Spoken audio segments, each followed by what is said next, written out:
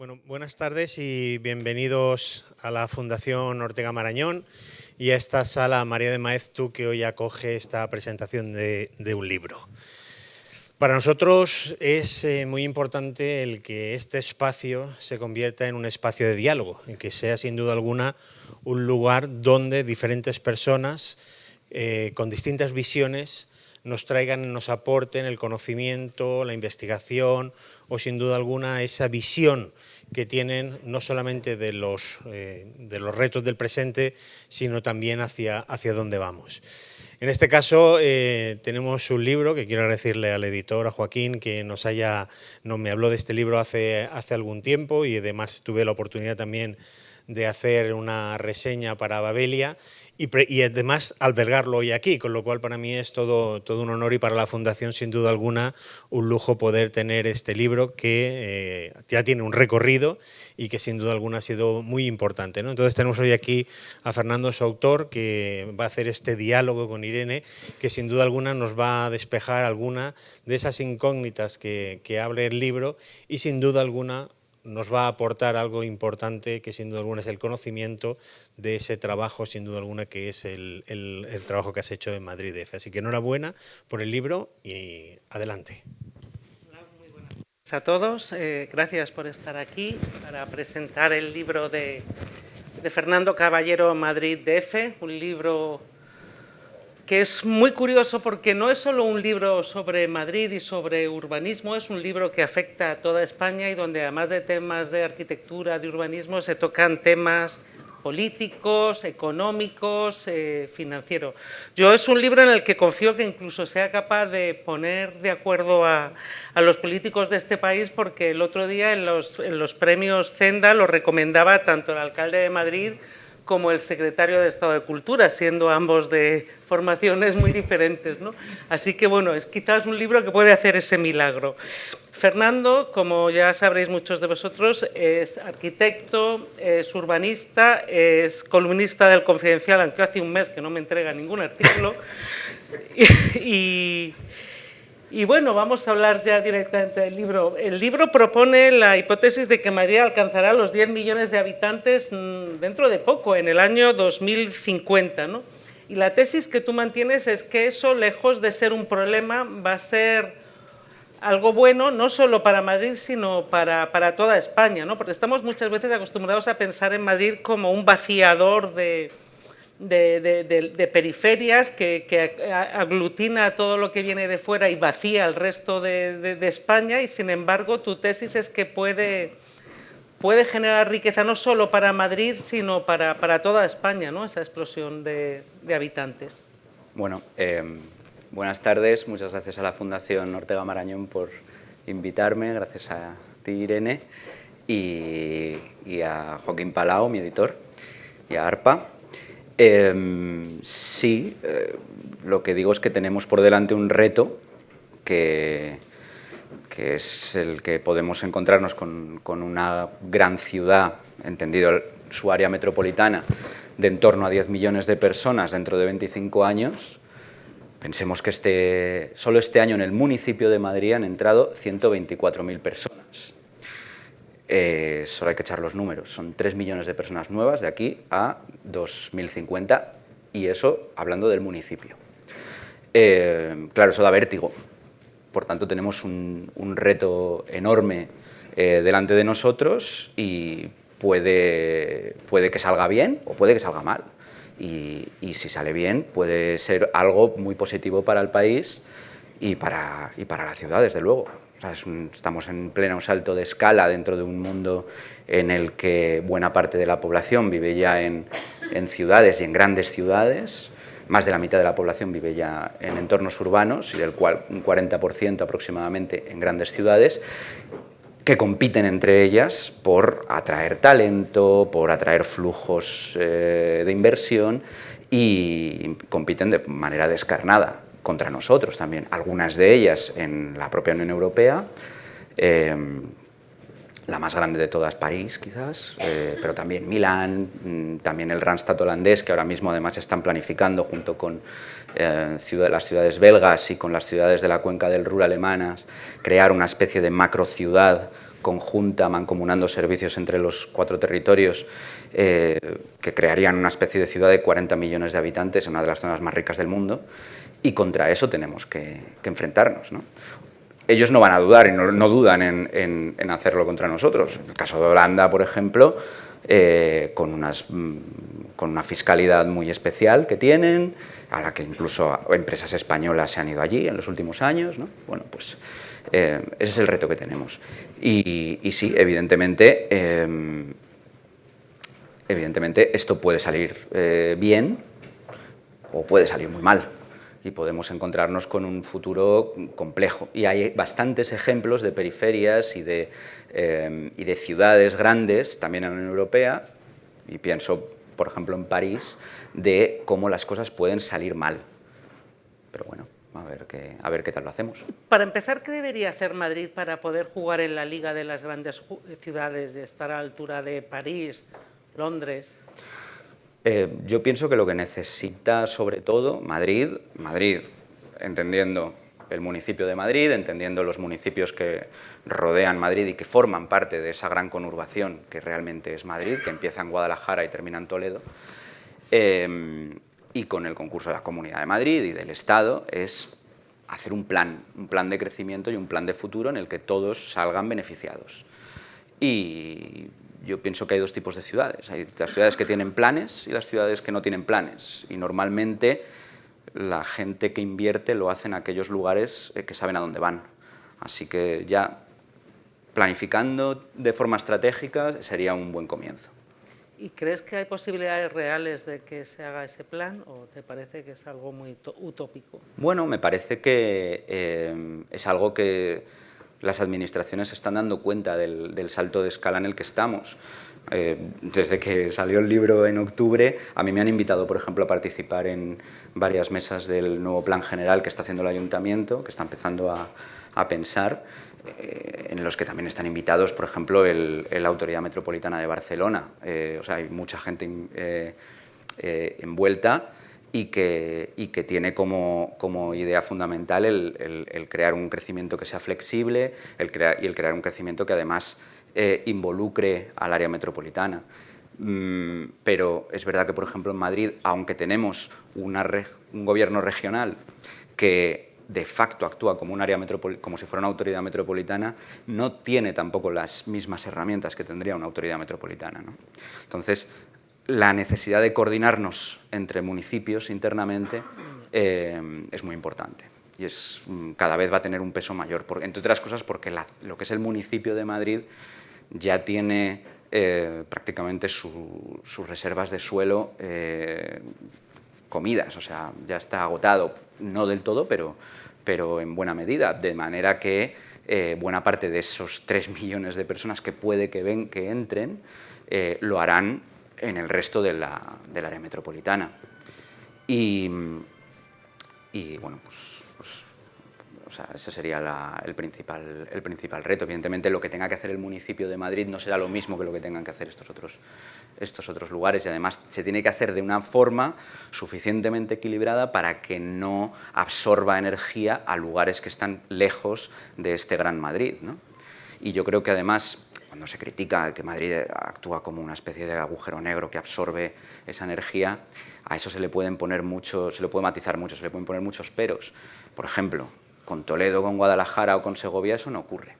¿Por qué? Porque están muy bien conectadas con Madrid y lejos de chuparles su energía, lo que hace Madrid es darles energía. Y son lugares que en el caso de Toledo y Guadalajara, han aumentado 20.000 personas, han pasado de 60.000, 65.000 a 80, 85.000 personas en pocos años, y se han creado allí universidades, se han creado allí centros logísticos, con lo cual eso lo que demuestra es que cuando Madrid se conecta bien con sus alrededores, funciona de una manera metropolitana. Madrid al final debe ser, o ese gran Madrid debe ser una ciudad de ciudades. ¿Dónde no ocurre eso?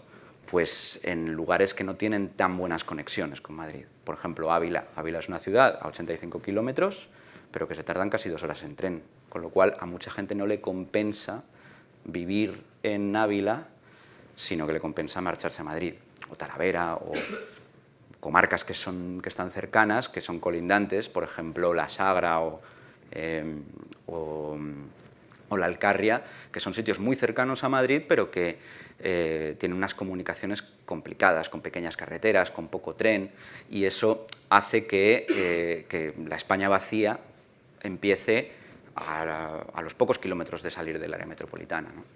Bueno, pues articular todo el territorio a 200 kilómetros a la redonda de Madrid puede ayudar a convertir a esos lugares en partes del mismo sistema metropolitano, hacerles partícipes de lo que está ocurriendo en Madrid y que para mucha gente le compense vivir allí y así además sean lugares de distensión de todo lo que ocurre aquí. ¿Y qué papel juega Latinoamérica en Madrid DF, ¿no? Porque este crecimiento en 25 años en población, supongo que muchas serán inmigrantes procedentes de Latinoamérica que vienen a España a trabajar, pero también estamos asistiendo en los últimos años al fenómeno de muchos gente con fortunas importantes latinoamericanos que vienen también a invertir a nivel inmobiliario en Madrid. Sí, Madrid se está convirtiendo en una ciudad refugio, ¿no? de Hispanoamérica. Yo lo que creo es que no solamente están viniendo gente con grandes fortunas, sino que llevamos al menos desde los años 90 atrayendo a población de todo tipo de estratos sociales y además gente que se está integrando bastante bien y que están participando del desarrollo y de la creación de valor en Madrid. Y claro, cuando en los años 90 los pioneros que llegaban pues eran normalmente gente que huía de sus países, como por ejemplo en el caso de Ecuador, cuando se devaluó la moneda, y gente que tenía pocos recursos, que ya ha hecho su vida y que además han creado una capa de infraestructura, de productos, de población, que luego, cuando han aterrizado estas grandes fortunas, se han encontrado con una ciudad que se parecía a donde ellos venían, o al menos podían acceder a cosas que antes en Madrid eran más exóticas y que ahora ya las tenían allí, en la propia ciudad, o con conexiones con sus países que las podían importar rápidamente. Yo lo que pienso es que Madrid debería no ser tanto un refugio económico, sino un refugio de talento para los hispanoamericanos, no solamente para los ricos que vengan e inviertan en el barrio de Salamanca comprando pisos. ¿Cómo se atrae el talento? Pues dando oportunidades. Por ejemplo, yo me he encontrado muchas veces en el Uber o en el taxi a arquitectos o a ingenieros o a médicos que no consiguen oportunidades trabajando de lo suyo porque los títulos se tardan en convalidarse, por ejemplo, ¿no? Entonces, quizás con programas, eso entiendo que es algo que tendría que ser dentro de un plan estratégico, algo que le correspondería al Estado, ¿no? Como crear programas para la convalidación de títulos universitarios para gente que venga de Hispanoamérica.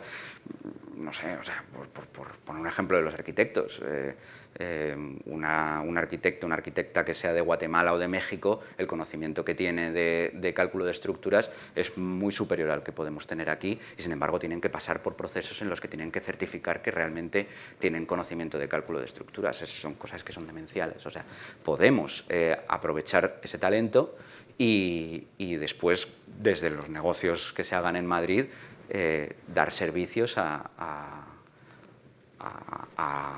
con proyectos que se hagan en sus propios países, incluso. ¿Y qué papel juega Barcelona en una España en la que Madrid sería la gran ciudad? Bueno, Barcelona yo creo que en cualquier caso es otra gran ciudad. Y además tenemos una cosa muy interesante en España frente a otros países de nuestro entorno, y es que nosotros salimos al mundo con dos grandes ciudades. Italia no puede decir eso, Francia tampoco. El Reino Unido, pues Birmingham no creo que esté a la altura de Barcelona, ¿no?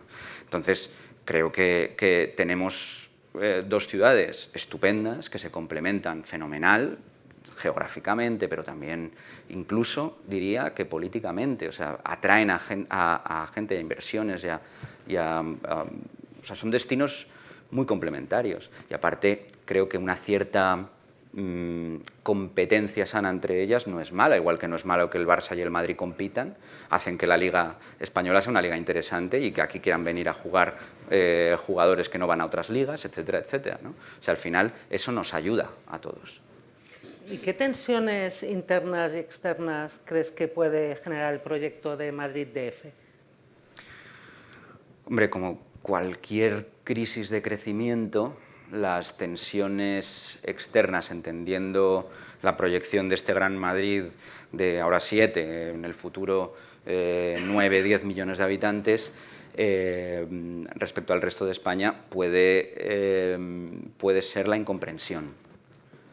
Y eso hay que explicarlo. O sea, Madrid necesita explicarse dentro de España, explicar que de su crecimiento puede hacerse partícipe al resto del país, que es tiene el potencial de ser un enorme escaparate de lo que ocurre en todo el país, puede además dinamizar la economía en muchos otros lugares de España. Estoy pensando, por ejemplo, en la industria maderera, la industria de silvicultura, que en España está poco desarrollada, sobre todo en los temas de construcción, curiosamente. Aquí no, pero en la construcción en madera de viviendas es rápida, no es más barata, pero podemos solucionar un problema como el de la vivienda a más velocidad. Además, la huella de carbono que tiene es mucho menor que la construcción tradicional y estaríamos desarrollando una industria en algunas provincias del interior de España que hoy en día están poco desarrolladas y que al final vendrían, si no, o sea, se lo comería la competencia de Polonia, de Austria, de Alemania o de las landas francesas, que están a 6 horas. Entonces, ¿por qué no? Tenemos la tercera masa forestal de Europa, pongámosla a trabajar, ¿no? Y Madrid va a ser el mejor cliente que van a tener, ¿no? Entonces, creo que Madrid tiene el potencial de fijar población en otros lugares, de crear futuro en otros lugares y al mismo tiempo de mostrar al mundo los productos que se fabrican en todo el país y atraer talento de fuera y sobre todo que cuando vengan maldadas, que vendrán, que no tenga que irse el talento fuera, que alguien que en su ciudad o en su pueblo no tiene recursos para... O sea, el lugar no tiene los recursos como para fijar a esa persona en un puesto de trabajo interesante o tal, que tenga al menos un lugar en España en el que quedarse, pagar aquí las pensiones de sus abuelos, generar riqueza y valor en España y que no se tenga que ir a París, a Londres, a Frankfurt, como me fui yo. O, bueno, pues eso. ¿Y qué grandes proyectos de desarrollo urbano hay en marcha o deberían ponerse en marcha en los próximos años de cara al Gran Madrid? Bueno, ahora mismo tenemos el principal de todos, que es Madrid Nuevo Norte, con lo que se cierra el crecimiento de la ciudad en el norte y realmente tiene de interesante el hecho de que potencia el que haya otra centralidad, que no sea solamente esta parte del centro de la ciudad, ¿no? Con lo cual eso yo creo que es bueno porque distensiona la presión en el gran centro y al mismo tiempo, bueno, pues va a ser un elemento atractor de riqueza. Hay pendiente también el que surja en la zona de la Broñigal, cerca de Atocha, Madrid Nuevo Sur, que bueno, pues, también es una bolsa de suelo interesante para crear viviendas en el centro de la ciudad, para hacer alojamiento a precios asequibles, para coser el sur, ¿no? Toda la zona de Usera, con las zonas de Vallecas, donde hay nudos de autopistas y hay unas barreras urbanas enormes con la M30. Bueno, pues crear ahí otra centralidad en la que haya también mezcla de usos. De hecho, lo que se ha hablado es que el puerto seco que pertenece a Adif, ahí vendrán oficinas. Bueno, pues por lo menos cambiar el uso, que no sea tampoco única y exclusivamente viviendas, aparte de lo que luego a futuro puede hacer el ayuntamiento. Y luego, dentro de lo que es el municipio de Madrid, lo que quedaría sería redensificar lo que hay. Y eso implica no tener miedo a volver a construir en altura. como se ha hecho en otras épocas. Madrid está lleno de edificios altos de los años 80, de los años 70 y 60, donde hay bajos comerciales, donde puede haber dotaciones públicas en las plantas bajas y arriba muchas viviendas. Pero bueno, eso sería en el caso del municipio, o sea, terminar de rellenar los huecos que queda, por decirlo rápido y mal, y densificar en altura. Y luego ya fuera del municipio de Madrid, que es donde realmente tenemos, que son los lugares que van a tener que acoger, aparte de esos 3 millones de personas que vayan a llegar, que se dice pronto, ¿no? Pero eso es que en conjunto sería como construir de aquí a 25 años el segundo ayuntamiento, el segundo municipio más grande de España después de este, ¿no? De Madrid. Claro, hay que pensar cómo hacerlo, porque en cualquier caso hay que hacerlo. O sea, lo bueno que tenemos es que si uno, por ejemplo, mirase si alguien se pone ahora mismo en Google Maps, pone la opción satélite y ve otra ciudad como París, ¿no? O como Buenos Aires, así grandes ciudades, o Londres, lo que va a ver es una mancha urbana uniforme, gigante, que lo ocupa todo y es muy extensa. Nosotros tenemos la ventaja de que entre las múltiples ciudades que conforman la conurbación del Gran Madrid hay espacio. Hay espacio que se puede poner en valor de forma verde, pero también se puede construir mucho y se debe construir bien. Y se debe hacer fomentando el que haya nuevas centralidades. Aparte de potenciar los centros actuales de todas esas ciudades, mejorarlos, que sean más atractivos, que no sean solo para sus habitantes, que por supuesto, pero también para que el resto de gente de la Comunidad de Madrid podamos ir allí en nuestro tiempo de ocio, por ejemplo, o a trabajar. Los lugares nuevos que se hagan también deberían ser nuevas centralidades.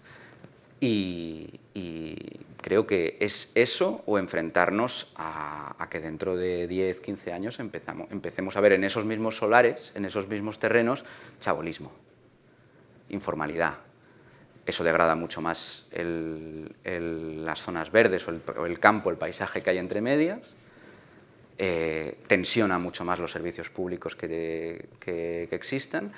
No se financiarán porque dado que es chabolismo, no van a pagar impuestos, ni IBI, etcétera, etcétera, y va a crear otros muchos problemas que tendrá que ir el conjunto de la ciudad y todos los municipios a rebufo de intentar arreglar posteriormente este problema. Entonces, estamos ante una oportunidad que es que tenemos que desarrollar mucha vivienda y podemos hacerlo de una manera ordenada. Y tenemos sitio entre lo que no tiene París con Saint-Denis, nosotros sí lo tenemos que aprovecharlo. Es muy curioso lo que me dices, porque la semana pasada entrevisté a Carlos Ratti, que es el ingeniero y arquitecto y es el director de un laboratorio del MIT dedicado a las ciudades del futuro, a pensar las ciudades del futuro, ¿no? Y él decía exactamente lo mismo, que los centros urbanos tienen que crecer a lo alto. Y también me decía que, por ejemplo, en Estados Unidos ya el 50% de la gente teletrabaja y que hay que reconvertir muchas oficinas en viviendas. Sí, posiblemente. De hecho, se está empezando a hacer, se está empezando a reconvertir y a hacer sistemas más flexibles para que espacios comerciales se puedan convertir en viviendas de protección oficial y para poder desarrollar, también reconvertir los edificios. Yo creo que una de las cosas que tenemos que entender es que la ciudad sectorizada del siglo XX es un modelo desfasado y que, por tanto, la desectorización también debería llegar a los espacios de las viviendas y dentro de los edificios. Tenemos que ser capaces de volver a mezclar usos. Pero lo mismo, vuelvo a reincidir, o sea, también, por ejemplo, se están en los últimos años reconvirtiendo muchos bajos comerciales en viviendas. Y eso, a mí, me parece bien o mal, dependiendo de cada caso puntual. No tengo una opinión general para ello, pero en una ciudad en la que en la que entran 100.000 personas nuevas al año, lo que estamos viendo es que se hace eso para suplir un problema, y es que no se hacen viviendas. Y entonces, o no se hacen suficientes viviendas. Entonces, es el primero de esos pasos previos a la chabolización. Primero, aquellos bajos comerciales se empiezan a convertir en viviendas, luego muchas viviendas empiezan a compartirlas mucha gente y tienen todos o sea, cada persona que vive en una habitación tiene una balda en la nevera, y el paso siguiente, cuando ya no haya sitio suficiente, será la barraca. Pero bueno, entonces sí, construcción en altura, que ya lo hay, ya lo ha habido, se puede volver a hacer. Por ejemplo, suelos dotacionales del ayuntamiento. En mi barrio se está terminando de construir ahora la biblioteca y el centro de salud en un suelo dotacional. Perfectamente se pueden construir esos dos equipamientos en las dos primeras plantas de un edificio de viviendas sociales, de 8 o 12 alturas. Matamos 2 pájaros de un tiro. Sin duda. Entiendo que para el proyecto de Gran Madrid que tú concibes es fundamental un transporte fluido y eficiente que ponga en conexión Madrid con esos otros municipios, ¿no? ¿Crees que se va a hacer? ¿Ahí ya en marcha iniciativas? Creo que es muy necesario. O sea, creo que ningún plan que se preste puede dejar de lado la movilidad. Y Madrid tiene unas carencias enormes en cuanto a transporte público, sobre todo a transporte metropolitano, sobre todo cercanías. Y de hecho ahí tenemos mucho que aprender del área metropolitana de Barcelona, que es una ciudad de 5 millones de habitantes, no de 1,5, que empieza en el Hotel Vela en la playa y termina pasado Igualada, y que al final las infraestructuras, ya sean las carreteras, ya sea el cercanías, que tiene el doble de estaciones y de kilómetros que el de Madrid, lo que hacen es coser toda una región metropolitana, de forma que hay mucha población que ni siquiera pasa por lo que es el centro de esa gran ciudad que es Barcelona, sino que puede vivir en Manresa, en Igualada, en Tarrasa. Entonces, bueno, y se mueven, y en medio hay campo, hay cultivos, hay montañas, hay bosques, pero todo ello forma parte de una gran ciudad. Es un territorio metropolitanizado, y eso es lo que deberíamos hacer. O sea, mucho transporte público, muchas cercanías y trenes rápidos, Avant, con pocas estaciones, pero a las que se llegue rápidamente, que lo que harán será poder distribuir población en sitios que hoy están vacíos. Porque aquí lo que ocurre, vuelvo por ejemplo al caso de lo que decía de la Sagra o de la Alcarria, son lugares que, como no hay gente, no se pone una carretera o un tren, y como no hay... De hecho, a veces hasta se quita el tren. O sea, Sigüenza se ha quitado muchas frecuencias, por ejemplo, ¿no? Y ahora Sigüenza es una ciudad en la que está llena de carteles de se vende la mitad de las casas, y no se vende, no se vende. Y ese es el gran problema. Entonces, quizás si se colocase un tren rápido que tuviera 2 paradas intermedias y se llegase allí, pues entonces Sigüenza quedaría metropolitanizada. Como no hay gente, se quita el transporte, y como se quita el transporte jamás habrá gente, y entonces a toda esa gente que podría estar ahí termina en Madrid, creando ese caldo de cultivo fuera de Madrid nos está chupando, y aquí creando una tensión enorme, con lo cual es fundamental distensionar y hacerlo con el transporte público, entre otras muchas cosas. De hecho, el tren es una de las herramientas que se está utilizando, por ejemplo, en Francia, para hacer precisamente esto, para distensionar París, que se hizo sobre todo con carreteras en zonas despobladas en el Reino Unido, como en los Highlands, donde también se metieron medidas fiscales.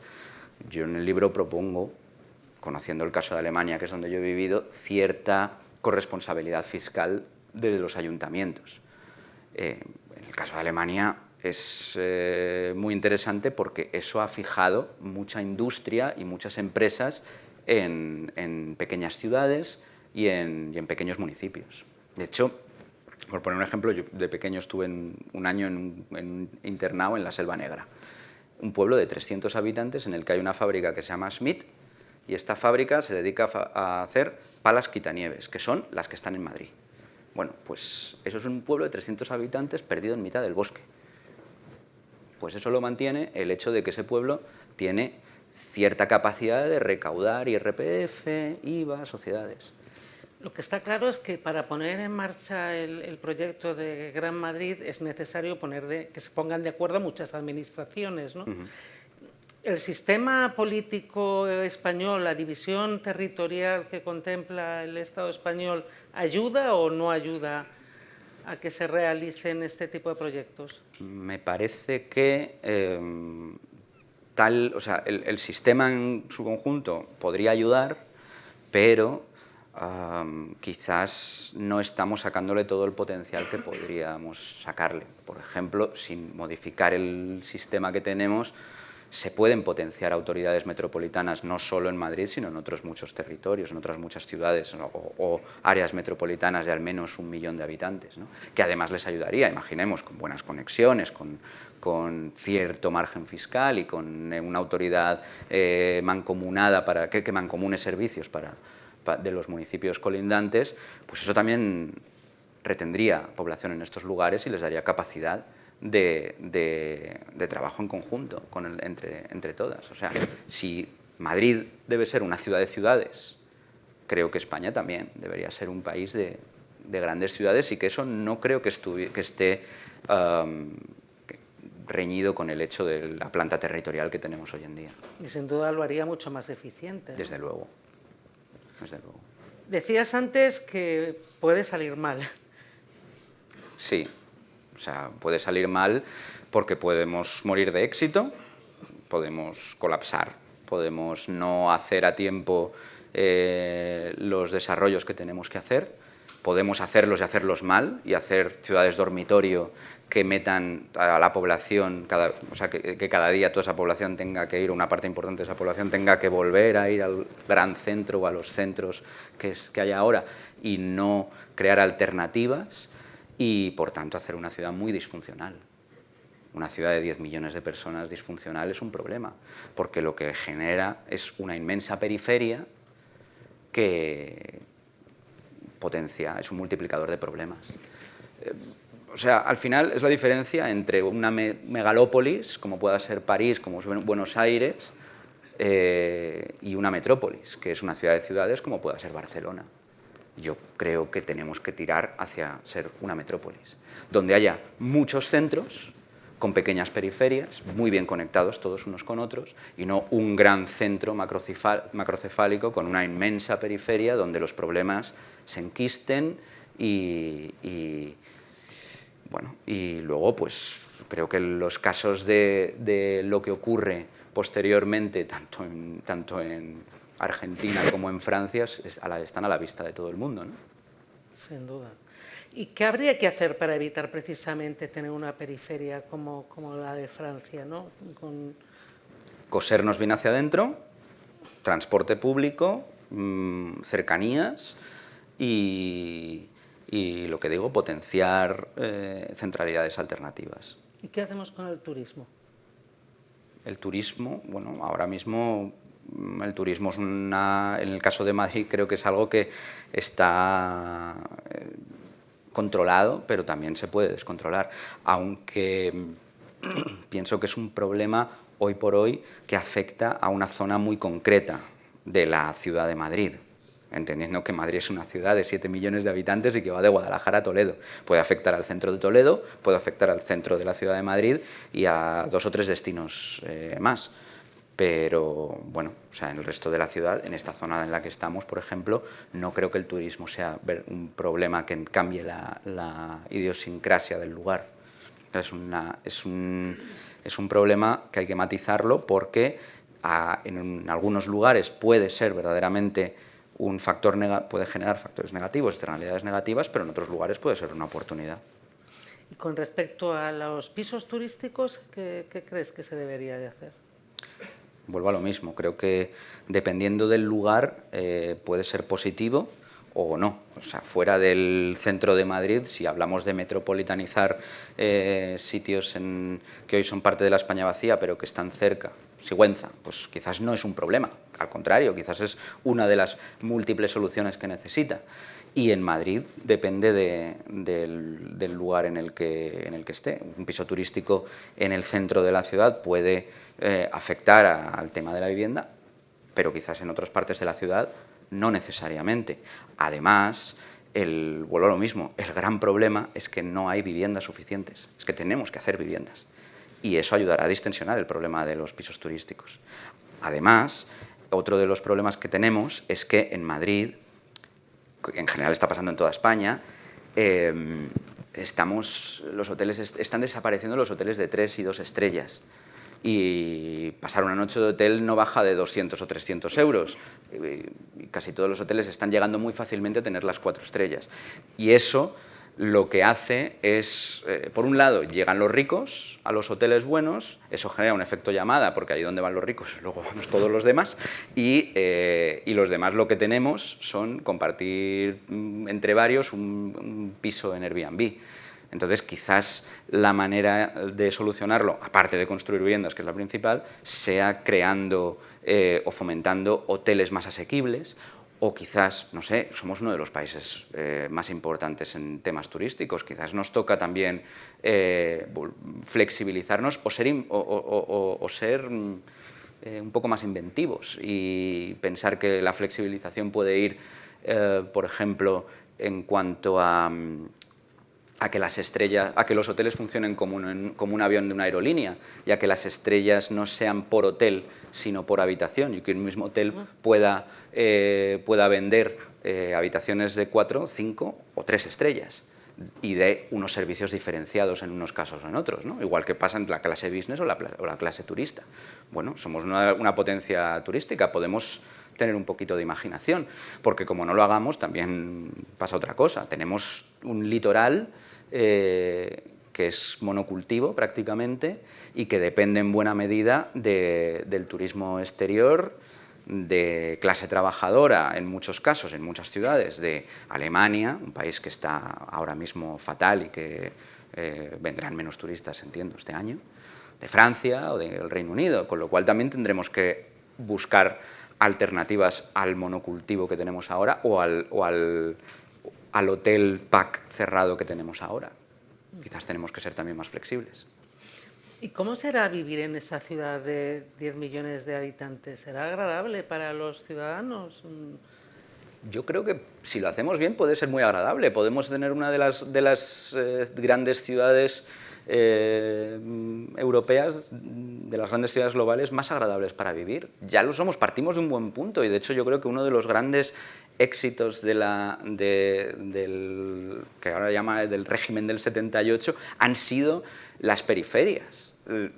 Son con diferencia de las mejores de Europa y de las menos sórdidas. Y conozco bien las francesas, conozco bien las italianas y conozco perfectamente algunas de las alemanas y lo puedo decir. O sea, no, creo que tenemos el trabajo bien hecho, y además el resultado, por ejemplo, Madrid, el distrito de Villaverde, que es el distrito más pobre del municipio de Madrid, tiene una esperanza de vida mayor que la media alemana.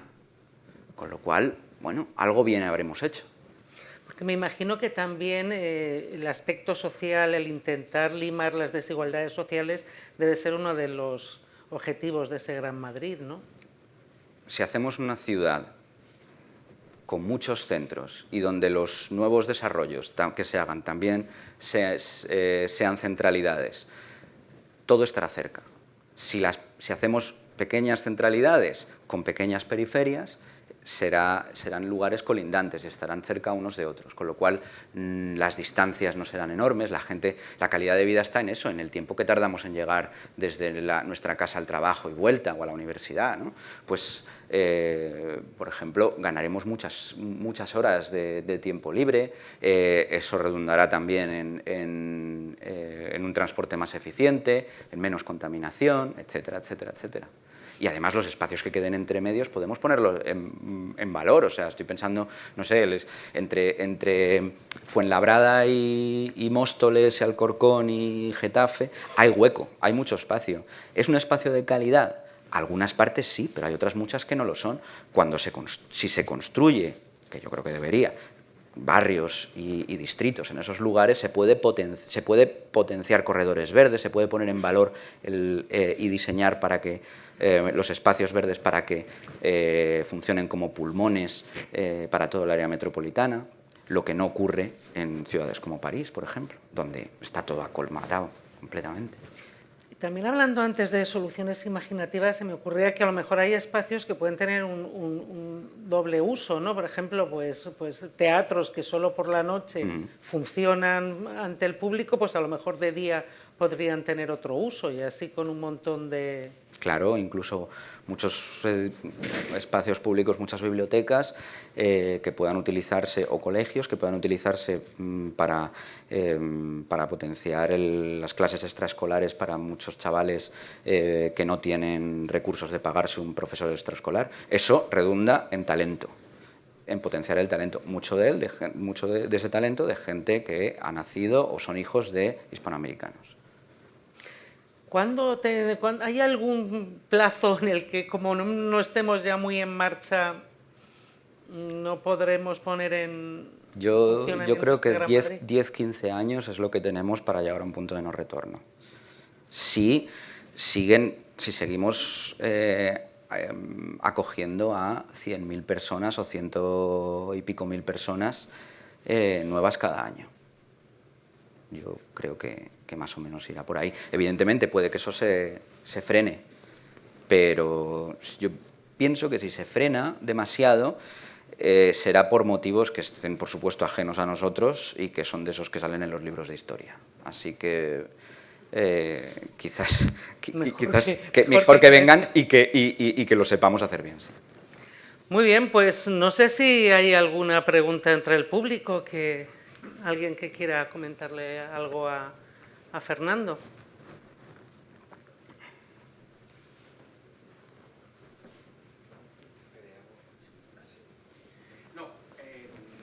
Bueno, enhorabuena por el libro.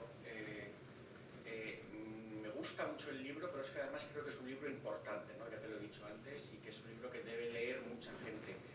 Está lleno de imágenes y frases de alto poder explicativo, ¿no? Por ejemplo, cuando dices una ciudad puede ser una aspiradora, ¿no? Un agujero negro, pero también puede ser una estufa, ¿no? Que calienta, ¿no? Un sol que calienta, ¿no? Esto lo dices y además explicas bien, y esto es algo que solamente te lo he leído a ti, de por qué está calentando a Toledo y a Segovia y a Guadalajara y está enfriando o aspirando a Ávila y a Talavera de la Reina o Sigüenza, ¿no?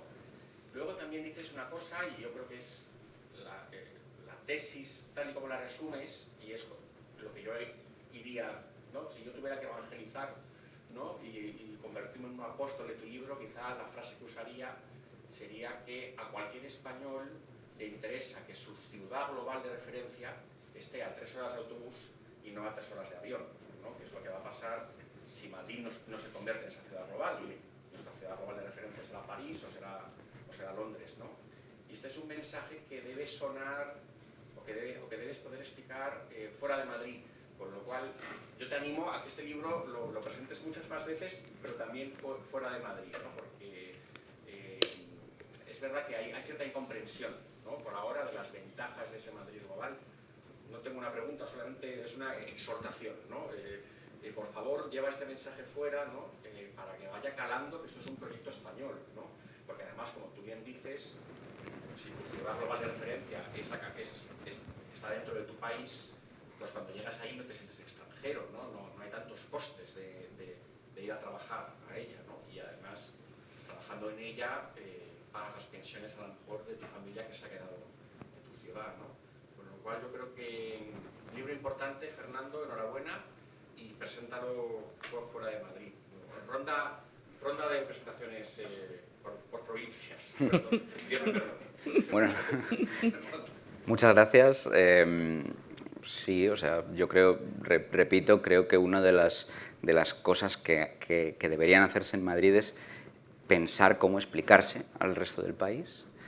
Y luego, de esto último que decías, fue una de las motivaciones por las que escribí el libro. Yo, cuando terminé la carrera, me tuve que marchar fuera. Y yo me he vuelto, pero tengo muchos amigos españoles que ya han comprado casa en el extranjero, que han hecho su vida, que tienen sus hijos allí, y son gente muy talentosa que hemos perdido y que van a venir aquí y vendrán en verano y entrarán en las estadísticas de turistas, pero hemos perdido ese talento. Y está generando valor y generando riqueza y pagándole las pensiones en otros países. Y que caben dos grandes ciudades, también hay que decirlo mucho. Que Madrid y Barcelona pueden convivir, también hay que decirlo una y otra vez, porque además... Esa es nuestra mejor baza a nivel internacional, que tenemos dos ciudades, y eso lo tienen pocos sitios, que son complementarias y son suficientemente distintas como para poder atraer de muchos lugares. Tengo una pregunta. La primera, enhorabuena, de verdad. Comunico a los aquí presentes que este libro se ha publicado en una editorial de Barcelona y es un enorme orgullo. Es mi editor. Porque lo que siento por Madrid es verdadera admiración. Yo te hago una pregunta. Si en tu proyecto de 10 millones de habitantes hay un 29% de PIB, que es... hacia lo que vamos. Al 30% del PIB, es decir, París. Y Barcelona no va a perder su cuota de porcentaje, todo parece indicar, si no volvemos a enloquecer, que no lo perderemos. Alguien va a perder PIB. Y es verdad que la zona, que el Gran Madrid, del que tú hablas, a 200 kilómetros a la redonda, tenéis una gran oportunidad de hacer algo extraordinario. Ya veremos si en este país de locos somos capaces entre todos de hacerlo, pero podéis hacer algo extraordinario. Pero hay ciudades que van a perder. Hay ciudades que van a perder. No puedes tener tú el 29 de PIB a 10 años visto, a 20 años, y los demás no se van a mantener. ¿Qué prevés que pueda pasar con conflictos territoriales? Que yo creo que sí es una asignatura pendiente. Repito que o nos explicamos bien o empezaremos a tener ese tipo de conflictos. Yo creo que España es un país que ya tiene dos grandes conflictos territoriales. Si a eso añadimos el de la España vacía respecto a las grandes ciudades, sobre todo a Madrid, y otro cuarto que fuese el de una gran periferia respecto a un gran centro, tenemos un cóctel explosivo. Claro, si el 30% de ese PIB está dentro de un área metropolitanizada, 200 kilómetros a la redonda, ya estamos repartiendo mucho ese 30%. Y de repente Valladolid es parte de ese 30%, y de repente Toledo y Talavera y Ávila y otras ciudades son parte de ese 30%, y de zonas de Cuenca donde se esté, y de Albacete en el que se esté trabajando en la madera y supliendo las necesidades de muchas ciudades españolas, por supuesto también de Madrid, también es parte de ese 30%, además de que si somos capaces de, con esa gran ciudad, de hacerlo bien y retener talento y atraer más talento, la tarta crece. Y crece para todos. Y entonces esto no es un juego de suma cero, sino que es un juego de suma positiva. Y entonces puede ser un 30% de una tarta más grande que la que tenemos hoy. Esa sería la respuesta. Y Madrid, además, es decir, si aprovecha esta oportunidad, puede ponerse por delante de ciudades como Londres, como París, porque puede aprender al crecer de los errores cometidos por esas grandes urbes. Claro, quizás una de las grandes ventajas de Madrid es que ha llegado, a veces, tiende a llegar tarde. Y eso parece que puede ser un problema, pero quizás es una ventaja porque nos permite observar lo que ha salido bien y lo que ha salido mal de otros lugares. Y quizás experimentamos menos, pero tenemos la capacidad de reaccionar y de saber qué ocurre cuando se hacen las cosas de una manera mala o de una manera buena. Y repito, ¿cuál es la principal ventaja que veo? Si miras la ciudad en una imagen de satélite. La ciudad, ya digo, de Guadalajara a Toledo. Que hay espacio, que hay hueco, que París no tiene ese hueco. París no puede hacer centros nuevos, tiene que inventarse unas olimpiadas para poder tirar fábricas y hacer cosas, para meter ahí una operación inmobiliaria de 500 o de 1000 viviendas. Pero eso tampoco va, eso es una tirita. En Madrid tenemos espacio para hacer las cosas bien y para meter los 3 millones de personas que parece que van a haber y hacerlo de manera que encima nos potencie y que sea un multiplicador. Pues creo que no está mal. No está mal llegar tarde a los 10 millones de personas en vez de llegar como Londres o como París. ¿Y qué ciudad crees que debería de ser un modelo que debería seguir Madrid? Antes he dicho, en cuanto a región metropolitana, para mí Barcelona, lo tenemos más cerca imposible. Y luego, imagino que muchas de estas ciudades pequeñas que componen Madrid pueden ser ciudades muy equilibradas. O sea, puede ser un conjunto, salvo el gran centro, salvo el gran municipio de Madrid, podemos ser un conjunto de muchas Vitorias, por decirlo de alguna manera. De Pamplonas, Vitorias, ¿no? Ciudades muy bien equilibradas, con buenos servicios públicos, pujantes, con industria, con buena calidad de vida. O sea, una de las cosas, por ejemplo, que ocurren en muchos de estos rankings de ciudades, que a mí me hacen mucha gracia los rankings estos, porque te dicen, la mejor ciudad del mundo para vivir es Vancouver y la tercera mejor ciudad es Pamplona. Y dices, bueno, sí, claro, o sea, vale, claro. Entonces, sí, París, que es una ciudad fantástica en muchos aspectos, o Madrid o Barcelona, salen la número 15, claro, es que no pueden competir. O sea, no puedes meter en un mismo ranking a Pamplona y a Madrid, ¿no? Pero si Madrid son muchas Pamplonas, bueno. Sí, sería fantástico. Cosas que necesitamos, por ejemplo, que tiene Barcelona, ya he dicho una antes, un transporte metropolitano efectivo, que no lo tenemos, es mucho más disfuncional el nuestro. Pienso que otro segundo aeropuerto, porque Barcelona, al final, a 1 hora y cuarto, 1 hora y 20 de la Plaza de Cataluña, tienes 3 aeropuertos, 2 de ellos muy potentes internacionalmente. Y nosotros tenemos uno que está llegando a su límite de operaciones de despegues y aterrizajes y que da servicio a 12 millones de personas porque incluye a las 2 Castillas, y cada vez que se cierra por cualquier cosa nos quedamos incomunicados. Y teniendo un segundo aeropuerto en el que se pudiesen desviar, por ejemplo, cargos y las low cost, por ejemplo, en el corredor hacia Talavera, desarrollaría ese corredor, desarrollaría industria, desarrollaría logística, como ocurre en el corredor de Lenares. Puede ser muy interesante. Tenemos muchas oportunidades que podemos empezar a valorar y a trabajar en ellas. Me sumo, Fernando, a las felicitaciones por el libro. Gracias. Cuando abordé la lectura pensaba que era un libro de ciencia ficción, y al acabarlo concluí que es un libro de texto.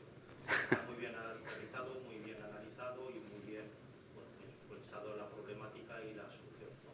En tu exposición hablabas de punto de partida, decías que necesitamos comunicaciones por un lado y necesitamos talento, que va muy vinculado a la formación a las universidades.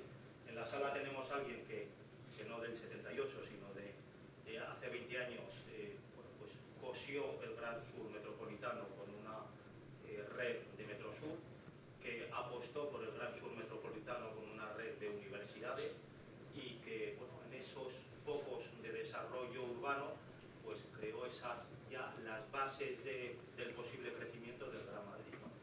En el punto de partida creo que estamos bien, y la reflexión es, puesto que tenemos poblaciones dispersas y suelos dispersos, ¿cómo ves la comunicación de esos dos grandes focos polarizadores, ¿no?, dentro de la Comunidad de Madrid? Gran ciudad Madrid y gran sur metropolitano, y cómo va a ser ese diálogo y esa conexión entre Madrid, Alcorcón y pueblos del sur metropolitano.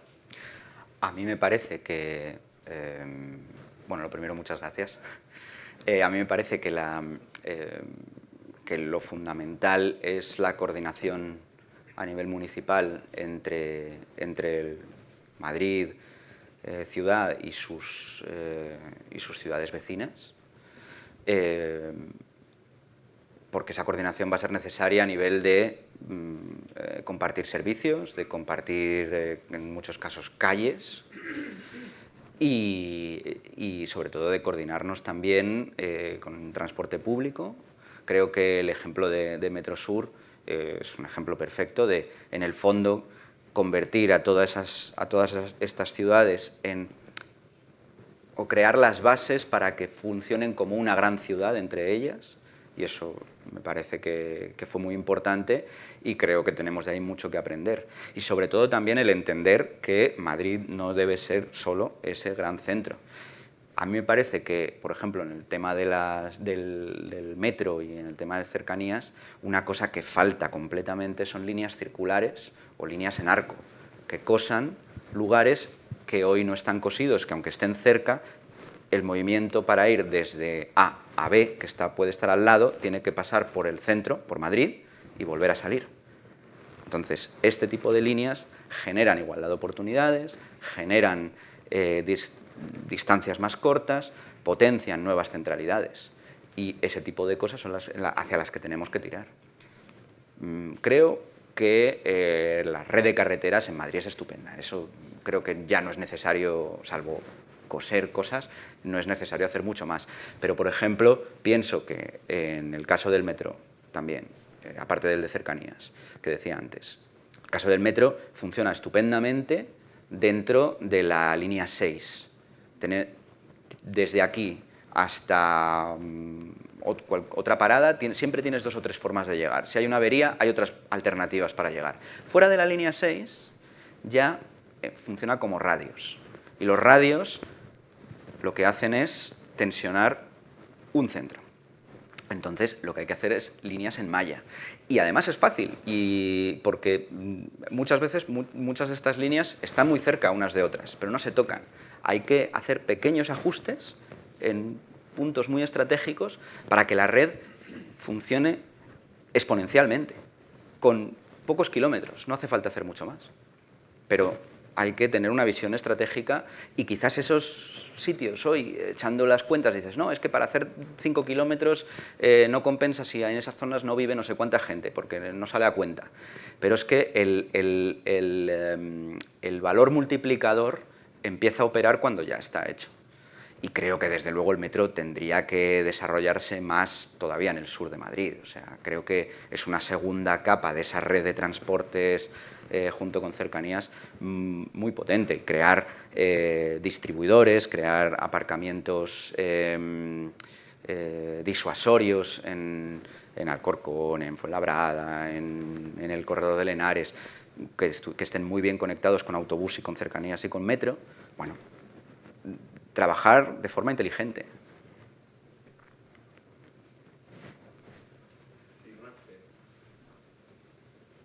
Quería preguntarte acerca de la manera en que podemos crecer en el nuevo desarrollo de los barrios, porque no te he escuchado opinión sobre esto y no he leído el libro todavía, lo voy a comprar ahora. No sé si tienes una opinión sobre estos nuevos barrios con predominio de manzanas cerradas. A mí, personalmente, me gusta un poco.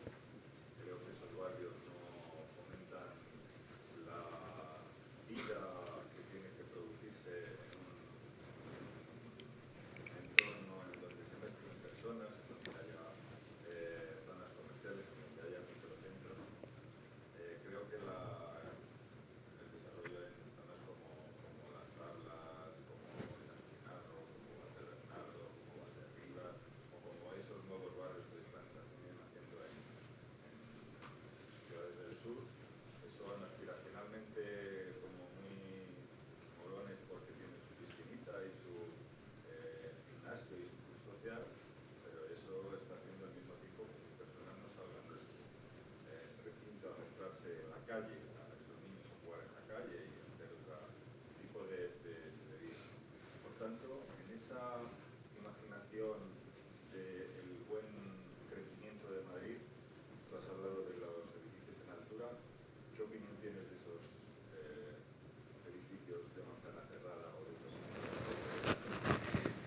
Pues esta pregunta es interesante porque es una de las cosas en las que yo con el tiempo he ido cambiando de opinión. Yo algunos de los primeros artículos que publiqué en El Confidencial criticaba mucho la manzana cerrada y el tipo de urbanismo del que se hizo en los PAUs y bueno, un poco lo que has descrito.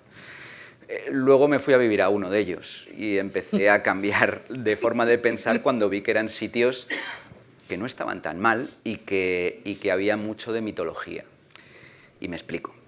Para empezar, de hecho en el libro hago una reflexión al respecto de esto, ¿no? Para empezar, yendo vamos de lo pequeño a lo grande, ¿vale? Al revés. Entonces, desde la manzana cerrada. Esa manzana cerrada tiene más población que muchos pueblos de España. Y en el centro hay una plaza. Y la gente se conoce. Ahora, lo que se puede decir es, bien, pero esa manzana cerrada, la gente que vive ahí es homogénea. Están todo el mundo cortados por el mismo patrón. A eso yo respondería hoy, pero ese barrio va a estar 200 años ahí como mínimo. Vamos a ver por el camino todo lo que cambia. Van a cambiar muchas cosas. Ahora la gente que vive en estos barrios sigue siendo en buena medida los pioneros. Yo diría que en un 60% siguen siendo las primeras personas que llegaron ahí, con lo cual las críticas siguen siendo muy presentistas. Lo siguiente es, ¿vale?, qué pasa hacia afuera, ¿no? O sea, es verdad que en estos barrios hay una sobredimensión de aceras, de calles, hay poco comercio, en algunos sitios de esos barrios, en otros no. Yo me he sorprendido, eso fue de los temas que más me sorprendió de llegar al Pau, y es que hay mucha vida, hay mucha más vida de la que parece. Dicho lo cual, punto positivo, hay espacio. O sea, igual que las ciudades cambian, que se peatonalizan calles, que se tira un edificio abajo, que se construye otra cosa, etcétera, etcétera, etcétera, en estos lugares ocurrirá de aquí a 50 años, de aquí a 100 años. Es muy fácil. O sea, donde hoy hay, en mi calle tiene, o sea, puedes hacer un desfile con tanques tranquilamente, que no me despierto de lo grande que es. Cabe un bulevar. Caben muchos árboles, caben kioscos en el centro para poner comercios y para poner bares. Hay mucho bar en estos barrios y hay mucho espacio público. Ahí luego además habría otra reflexión, y es, claro, estos barrios se hicieron en un momento en el que se buscaba que hubiese unas ratios de espacio público y de espacio construido muy equilibrados, y el resultado precisamente son esos lugares inhóspitos que se han creado. Quizás la ciudad en el que la ratio espacio público, espacio privado o comunal sea de un 20% espacio público o de un 15% espacio público y un 80% espacio comunal o privado, como queramos llamarle, crea esa ciudad más dinámica y en la que nos vemos todos, y que el problema que hay es que hay demasiado espacio público ahí, de poca calidad hoy, pero que en el futuro podría aumentarse esa calidad. Pero sí, desde luego, o sea, en San Chinarro, la rotonda esta famosa es que cabe dentro de la Plaza de las Ventas.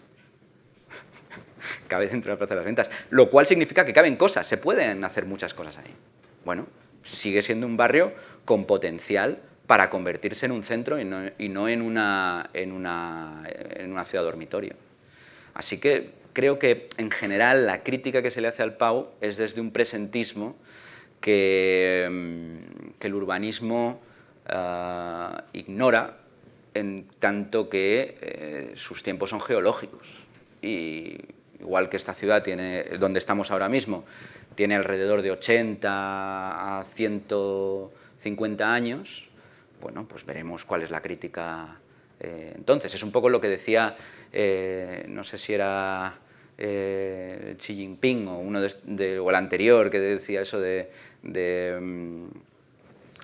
Deng Xiaoping, que decía lo de la Revolución Francesa no ha pasado suficiente tiempo para opinar sobre ella, ¿no? Bueno, pues a las ciudades muchas veces les pasa lo mismo. Fernando, como te decía, cuando estaba preparando el artículo para la feria, un poco también ligando a las dos preguntas, la que ha hecho el compañero y la que te pide de la vida en las ciudades, de cómo se vive una ciudad de 10 millones de habitantes. Y cuando entré por primera vez al ayuntamiento como concejal en Elche, el viejo concejal de urbanismo me dijo: el urbanismo es la primera política social. Yo en aquel momento no entendía aquello y decía, bueno, ¿qué me va a decir este? Pues se dedican a hacer casas y demás. Pero es verdad que con el tiempo he visto que efectivamente de cómo configuramos las ciudades, y en Hábitat 3 de esto se debatió muchísimo, porque vamos a pasar a duplicar el número de grandes ciudades en poco más de 20 años en todo el mundo, y Madrid va por esta línea. A mí también me preocupa es decir, cómo con esa visión que tú tienes de esta ciudad, sin duda alguna, completamente de acuerdo en todo lo que dices de cómo puede ser, pero ¿qué atisbas de qué modelo social vamos a vivir en una ciudad donde el urbanismo está marcando mucho, donde efectivamente los PAUs están dividiendo, o si al contrario, como opinas ahora, los PAUs van a hacer que sí que verdaderamente se sienta esto como una gran ciudad, o que eso sea sin duda una ciudad gestionable con un ayuntamiento que va a tener que tener muchas más competencias y una visión mucho más importante en el ámbito de la cohesión social, porque sin duda alguna, si no volveremos o pasará lo que ha pasado en Francia o en otras, o en París, perdón, o en otras ciudades donde se generan grandes desequilibrios entre barrios. Bueno, creo que la mayor operación de cosido de esta ciudad la hizo el alcalde Gallardón con Madrid-Río. Es un ejemplo de lo que potencia hacer una operación de estas, lo cual demuestra que el urbanismo es política social, por supuesto. Luego, por ejemplo, otra reflexión también, hablabas de las cosas que dividen y tal. Una barrera urbana interesante, también la M30, es en la zona justo que da hacia Puente de Vallecas. Yo, por ejemplo, en el libro reflexiono si es conveniente que siga o no, porque en el fondo lo que hace es frenar los procesos de gentrificación en Vallecas que afectarían a población vulnerable, que si no de otra manera hubiesen estado ahora mismo ya de una manera muy rápida, con lo cual de repente esa autopista, curiosamente, y casi de forma contraintuitiva, puede estar siendo la mejor herramienta que tiene mucha gente para no verse expulsada. Bueno, es interesante, ¿no? O sea, no tengo una respuesta sobre eso, pero simplemente que lo importante en un microcosmos de una ciudad es que hay cosas que sirven en unos lugares y que quizás no sirven en otros. Por supuesto, la cicatriz que era la autopista en el río, pues eso, qué decir, ¿no? Es pues de las mejores cosas que se han hecho en Madrid, pero posiblemente en otro lugar bueno, pues ocurriría lo que pasa, por ejemplo, en Barcelona con las superillas, que se arreglan, se dejan como lugares fantásticos y lo que produce luego es potenciar procesos de gentrificación o simplemente que a gente que vive en barrios donde se han hecho, por ejemplo, en Consell del Cent, ¿no? Que es donde se hizo la última, que es una zona muy bienestante, con gente con mucho poder adquisitivo, todavía lo han ampliado porque ha mejorado el precio y del valor de su metro cuadrado, ¿no? Entonces, bueno, o sea, el problema que tienen muchas veces las ciudades es que las mismas cosas tienen puntos positivos porque estás creando espacio público, urbano, de calidad para toda la ciudad, pero al mismo tiempo también estás expulsando gente, ¿no? Bueno, pues también hay que valorarlo en su debido... O sea, no hay una respuesta única. Decías que hay una competencia feroz entre las ciudades por ser ciudades, grandes urbes, ¿no? ¿Hay intereses en ese sentido para que el proyecto de Gran Madrid fracase? ¿Desde dónde? Desde... No lo sé. Para que fracase el proyecto de Gran Madrid o el proyecto de un Madrid pujante. Bueno, pues evidentemente puede que Madrid tenga sus enemigos. No sé si fuera de España algunos o dentro de España, pero bueno, me parece que ahí tendremos que ser capaces de explicarnos para que no pueda ocurrir. Porque evidentemente uno de los peligros que yo veo es que en algún momento los que nos desconectemos, si sale mal, si todo esto sale mal de lo que hemos estado hablando y la conexión territorial sale mal, quizás los que nos desconectamos del resto de España somos nosotros y eso es peligroso. Y que nos desconectemos simplemente porque la realidad de una gran ciudad desconectada materialmente de su entorno y llegará un momento en el que si el resto de España se convierte en una periferia que critique a Madrid de manera constante, habrá un momento en el que en Madrid mucha gente desconectará. De hecho, eso es uno de los temas que también trato en el libro, por supuesto. Y nos hará más débiles, a todos.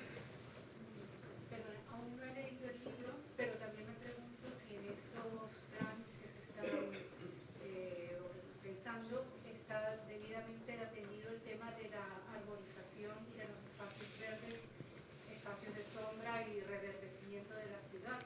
Cada año tenemos picos más intensos de calor y hay zonas que son, bueno, dentro de lo que cabe, pues muchísimo más amables de soportar los tórridos y larguísimos veranos que en las calles donde solamente tenemos asfalto, cemento, paredes y nada que filtre y haga más amable y bueno, y regule el clima. Entonces, también se piensa en estos planes y el urbanismo y todo esto en extender a lo que ya existe y a lo que se vaya a construir y a coser a toda Gran Madrid la arborización y las suficientes zonas verdes que necesitamos. No he entendido muy bien la pregunta, perdón. Que si en estos planes se está pensando también la arborización y las zonas verdes que necesitamos para que la ciudad, en los momentos más extremos de temperatura, sobre todo en el verano, Vale, yo he entendido. pues sea mucho más amable que una calle que solamente tiene cemento, paredes, asfalto, en comparación a un paseo con árboles y parques y todo lo demás. Bueno, entiendo que sí, yo no soy técnico municipal, pero sí, bueno, de hecho uno de los proyectos que hay ahora mismo en Madrid es crear un bosque metropolitano, pero entiendo que tú te refieres más a los árboles dentro de la propia ciudad. Madrid es una de las ciudades con más árboles del mundo y en Europa, pero bueno, no... Podemos saltar de una calle a la otra, donde una calle está, cuando la temperatura está a 45 grados, pues la calle que tiene árboles está a 38 y la calle donde estamos sin un solo árbol, una sola planta, pues está a 45. No es un tema que yo haya tratado en el libro porque al final el libro trata, no es sobre técnica urbanística, sino sobre una visión general de la ciudad y de cómo está repercutiendo a España y a nivel internacional y tal. Pero estoy de acuerdo con su reflexión, por supuesto. Pero había más manos antes. Yo quería hacerte una pregunta porque has mencionado varias veces que hemos mencionado Barcelona. Para la metropolitana, en cuanto al transporte. Entonces mi pregunta es un poco, si pones de ejemplo a Barcelona, ¿por qué Barcelona ha fracasado o por lo menos se ha visto superada por Madrid y Madrid está despegando? O, bueno, es verdad que podemos coger cosas buenas de Barcelona, pero ¿por qué Barcelona se ha visto lastrada? O sea, ¿qué es lo que ha fallado en Barcelona para que Madrid, sin los elementos de éxito que sí tiene Barcelona, haya superado a la ciudad? Bueno, primero habría que pensar si Barcelona ha fracasado, pero entiendo que la principal cuestión es que la Barcelona que conocemos hoy es el resultado de 150, 160 años de desarrollo industrial.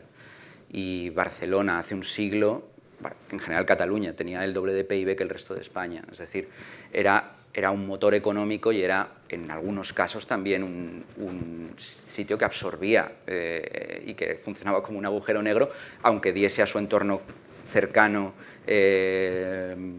diese energía y potencia y futuro, pero a nivel España, pues sí que mucha gente se tuvo que marchar ahí, entre otras cosas porque había pocas posibilidades de desarrollarse en el resto del país, en un país que además tenía el mercado cerrado con un sistema arancelario que beneficiaba mucho al desarrollo industrial en Barcelona, en el País Vasco, y entonces la cuestión es que desde los años 70 eso poco a poco fue frenándose despacio, y yo lo que pienso es que el 92, en el caso de Barcelona, fue el canto del cisne, fue decir, bueno, hay que tener gente visionaria con un muy buen criterio que pensaron, bueno, hay que darle la vuelta a esto, porque tenemos que hacer una reconversión industrial, se han acabado los aranceles, llega un montón de productos de Europa que van a competir contra nosotros, y son productos en algunos casos mejores o a un precio asequible, y además tenemos que meter muchísimo dinero a rehacer las fábricas. Entonces, eso, en un momento en el que además comenzaban las deslocalizaciones a Asia, y entonces, bueno, pues el corazón de la ciudad, del sistema, que era un corazón industrial, es el que se ha ido apagando poco a poco.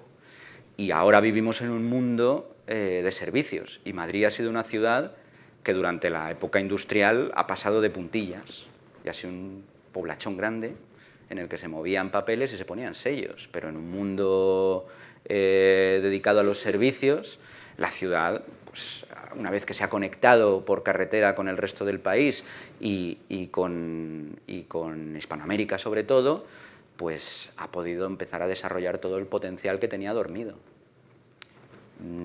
Claro, o sea, en un mundo industrial, el hecho de que en el año 75, con un 6,8% de lo que es el territorio nacional, que es Cataluña, tuvieran el 45% de las autopistas, lo que hacía es que ese motor funcionaba. Cuando el resto del país, sobre todo Madrid, ha desarrollado sus conexiones con España, cuando se han creado un corredor en el Atlántico, cuando se han hecho la Ruta de la Plata, cuando España empezó a vertebrarse, y no solo pequeños sitios en torno a Madrid, muy pequeñito, y Cataluña y País Vasco, y si acaso el ramal a Valencia desde Barcelona, cuando esto se ha empezado a convertir en una malla, entonces es cuando bueno, en un mundo postindustrial Madrid vuelve a tener el protagonismo que tuvo hasta 1820, más o menos. 200 años. Eso es el periodo histórico de la modernidad industrializada, en la que Madrid, pues, estuvo en un segundo lugar y en el que lo único que quedaba después de que se independizase Hispanoamérica, lo que quedaba era el suelo, porque no, tampoco había industria, entonces lo que había era que sacar valor del suelo y especular con el suelo, pero bueno, pues ahora podemos hacer otras muchas cosas. Diría que es eso, pero no diría que Barcelona es una ciudad que ahora esté fracasada, ni mucho menos, ni Bilbao. O sea, yo preferiría vivir en la Barcelona de hoy o en el Bilbao de hoy que en el Bilbao del año 1970 o 65, lleno de barracas y de la ría hecha una porquería, y eso sí, con altos hornos y con industria. Sí, o sea, el corazón funcionaba, pero creo que la ciudad de hoy está mucho mejor. O sea, no es una cuestión de fracaso, es una cuestión de que estás en una etapa diferente de la historia. Y que Madrid, lo mismo, es como esto, en África ha habido muchos sitios que no han necesitado pasar por poner cables telefónicos, directamente han pasado al teléfono móvil, ¿no? Pues más o menos, por decirlo así un poco a lo bestia. ¿Ya? Ah, bueno, la última, venga, y ya está. La última.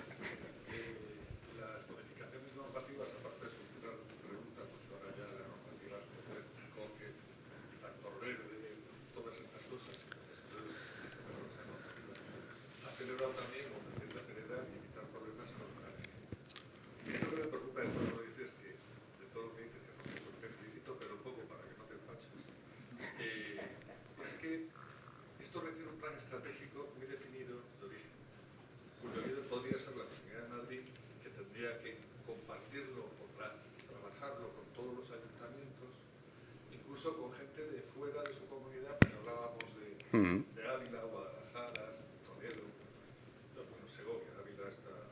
Bueno, Ávila se podría conectar. Lo que quiero decir es que la parte más compleja, porque comparto todo lo que dices, es precisamente generar ese plan estratégico y que haya ese acuerdo. Porque claro, los distintos municipios pueden leer que compiten unos con otros y no entender bien que son sinergias que les van a ayudar a los dos. Y que van a crear efectos multiplicadores. En ese enlazamiento que tiene que dirigir, lógicamente, la Comunidad de Madrid como órgano metropolitano, en realidad. Yo ahí es donde veo la verdadera dificultad de esto. Y luego, el segundo punto, yo estoy muy de acuerdo contigo en que la gente se va porque ve el transporte. O sea, no hay gente, quitas el transporte y ya no va nadie. Es decir, la manera de acelerar este proceso es una inversión pública muy fuerte para generar las comunicaciones y las infraestructuras que lleve a facilitar que la gente vaya, que los promotores vayan. A mí me parece que este plan estratégico no tiene por qué liderarlo la Comunidad de Madrid, debería liderarlo el Estado.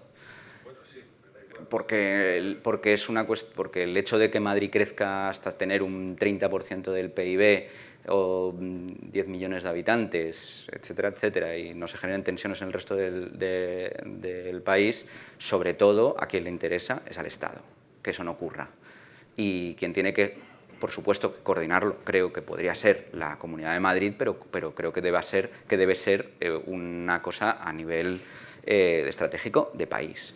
Y al Estado, o sea, crear las condiciones de posibilidad fuera de la Comunidad de Madrid es el Estado. O sea, quien tiene que poner el Cercanías y los trenes Salvia o Avant es el Estado.